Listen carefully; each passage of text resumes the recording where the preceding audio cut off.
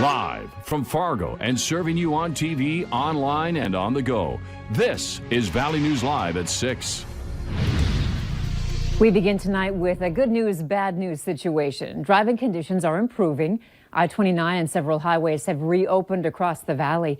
Authorities are still warning you to drive with caution. The bad news is right now temperatures and wind chills are continuing to fall and remain dangerously cold. Valley News Team's Joshua Peguero joins us live out in the elements. Joshua?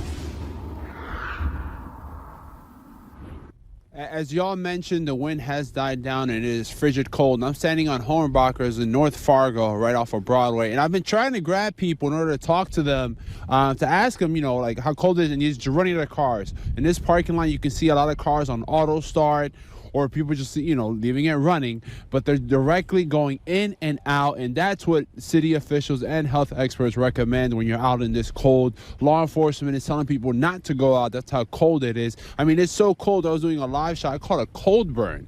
So again, if you're going to be out in this cold, it's -14 with a -44 wind chill. Just be mindful to dress appropriately for the elements. Mike and Andrew, I'm going to send it right back to you in the studio. Reporting live in North Fargo, Joshua Peguero, Valley News Live. All right, stay warm. Thank you very much. Staying inside is a good idea tonight, just like Hutch said they would. Temps have dropped dramatically, and we all need to get through the evening safe and sound.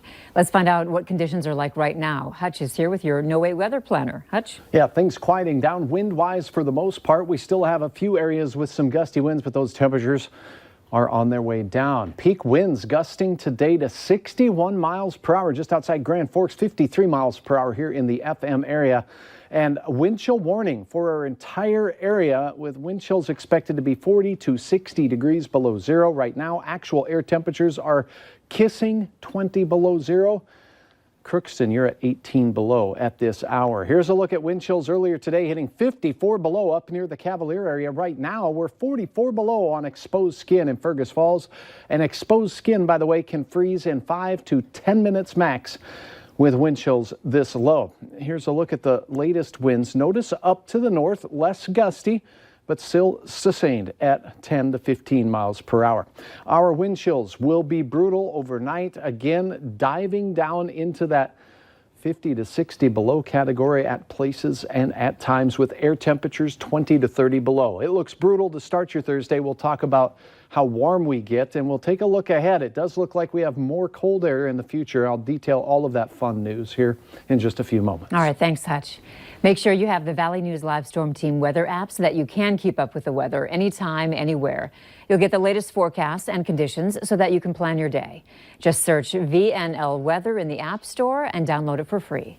As we mentioned earlier, most of the roads that were closed have reopened. That includes Interstate 29 and 19th Avenue North in Fargo. Earlier conditions, however, were brutal, leaving some people stranded, others in the ditch. In Kitson County, no one was injured, but that semi flipped in the ditch along Highway 75. There was another on I-94, 15 miles outside of Moorhead.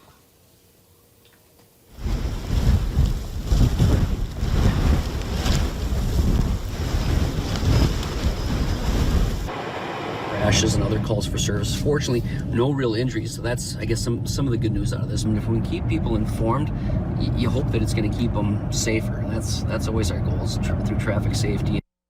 The latest road condition report says that there are some scattered snow drifts and ice from the North Dakota-Minnesota border about 60 miles to the west. The weather was probably at its worst early this morning. Add darkness to the mix, and visibility was zero at times because of strong winds and snow. The Valley Today's Abby Furchner braved the elements to give you an idea of the dangerous conditions.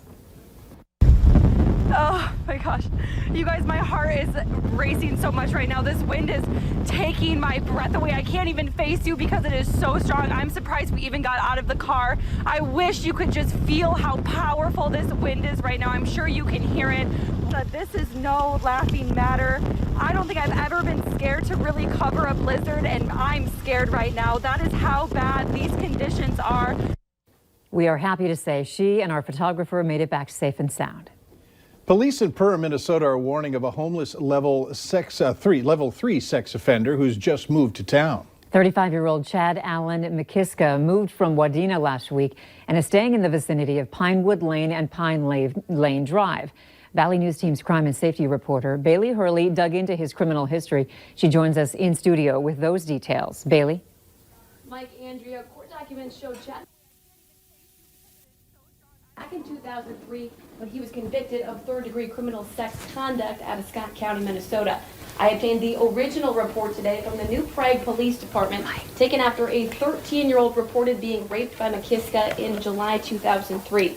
The victim said Makiska grabbed her by the arm, pulled her in a tent, and asked her to have sex. She told officers that even when she told Makiska kicked him several times, that didn't stop him. Makiska was sent to prison and ordered to register as a level 3 sex offender in the state of Minnesota. Level 3 meaning he has a high risk of reoffending. He then went on to violate his probation terms twice, the first happening in 2011 after court documents say Makiska moved to Kentucky without letting police or the Bureau of Criminal Apprehension know. And a similar incident came in 2014 when documents say Makiska lied about a second address and was hanging around a 4-year-old child without reporting it to officials. Perham police say Makiska moved to town from Wadena and say he is staying with someone right now, but because of his homeless status, he will have to check in with Perham officials weekly. Andrea? All right, thank you, Bailey. Makiska is currently one of 3 high-risk sex offenders in Otter Tail County. Police say there will be a community meeting next Tuesday at 5:30 in the evening in the old high school auditorium to answer neighbors' questions and provide public safety tips. One man is dead from a gunshot wound in Monoman. It happened yesterday afternoon. Authorities are not explaining the circumstances, but did tell us they believe this is an isolated incident and there is no threat to the public. The man was life-flighted to Fargo, where he later died from his injuries. His name has not been released. One man is now in jail after allegedly punching a woman in the face, strangling her, and threatening her with a knife. Officials say it happened this morning around 3. The victim says she and 23-year-old Corwin Deacon were in an argument that got out of hand. When police arrived, they noticed the victim had bruising on her face and strangulation marks on her neck. Deacon is in jail on domestic violence charges. West Fargo police are asking for your help locating this person of interest in an ongoing investigation. If you have any information about him, call the tip line at 701-433-5333. In Bemidji, police are asking for help locating a missing 13-year-old girl.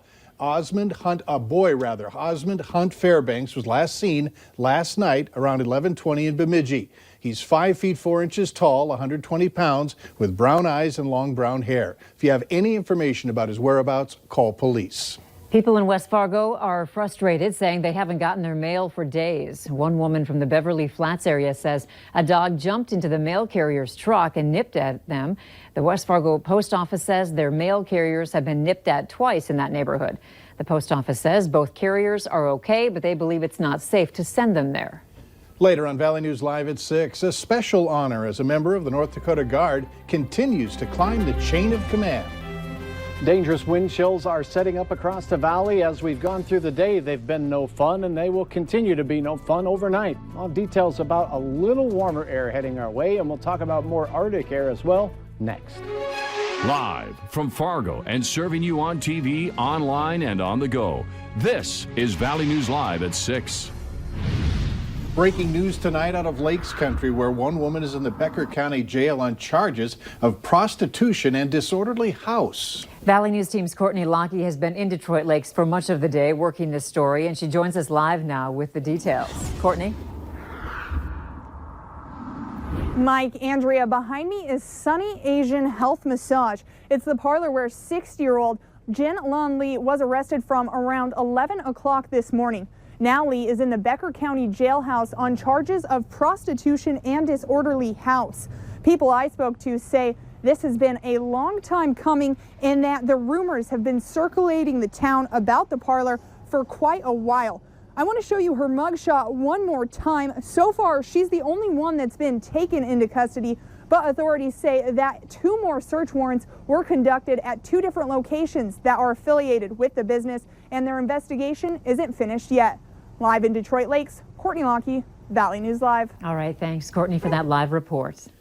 Those temps this morning were wicked cold, and although they have climbed, we're still in the icebox. Hutch is here now with the dangerous details in your no-wait weather planner. Hutch? Yes, Fargo spending the entirety of the day below zero. In fact, the low temperature here not as bad as our neighbors just a few miles up the street. 24 below in Fargo, but Dilworth reaching 29 below. Mentor 30 below this morning. How about walk on out there? Woo, almost 40 below zero with Pearly and Ada in the 30s below zero as well. We are enjoying a gorgeous setting sun, but temperatures are less than gorgeous out there. We're below zero with wind chills that are in the 15 to 25 below category.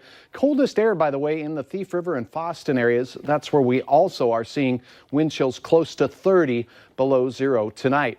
Expect those wind chills to be brutal early this evening and into the morning hours as well. Now, you've heard of warmer weather for Friday, but it does come with a couple of hitches in the giddy up, and I'll explain all of that. We'll look ahead toward the weekend ahead here in just a few moments. Just get us above zero.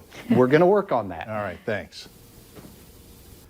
There's not a lack of childcare slots. It's a lack of affordable childcare. The high cost of placing your child in daycare is eating away at family budgets. Parents tell us that's all they can afford. Valley News Team's Joshua Pagero investigated the dollars it takes here in the Valley and found out that it costs more than attending college.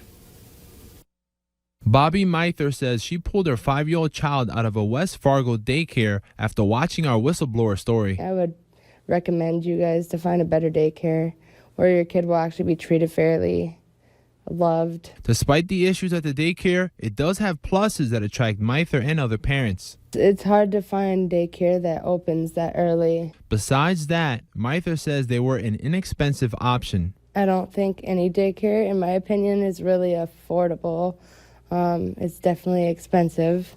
It's part of being a parent, though. Numbers provided by the nonprofit Child Care Aware find that in North Dakota and Minnesota, on average, you spend more on 1 year of taking your child to a daycare facility than you do on 1 year's tuition at a 4-year public university. I think that the biggest misconception in our area, in the Fargo-Moorhead area, is that there is a major lack of childcare. Lori Schwartz of Lakes and Prairie's Community Action Partnership says the area lacks high-quality, affordable options. Can really be expensive for parents, and especially parents that are not able to find livable wage jobs. Maria Steen of Child Care Aware says more than 80% of a daycare's budget goes towards paying employees who generally make around the minimum wage. We are asking them to be highly qualified, but we're not compensating them for the knowledge and skills that we want for those providers, and that's leading to a crisis in our workforce. The experts say that in order to lower daycare costs, more money needs to come from federal and state governments, something that is being discussed in Minnesota. In Moorhead, Joshua Pagero, Valley News Live. And in North Dakota, a single parent pays a third of their income toward daycare. In Minnesota, it's more than a half, according to the Child Care Aware. Grand Forks police are warning of 2 high-risk sex offenders living in Grand Forks. Dwight Moses is living at 1702 20th Avenue South, and Dakota Christensen is living at 1702 22nd Avenue South. Moses has been convicted of gross sexual imposition involving force or threat of serious bodily injury or kidnapping.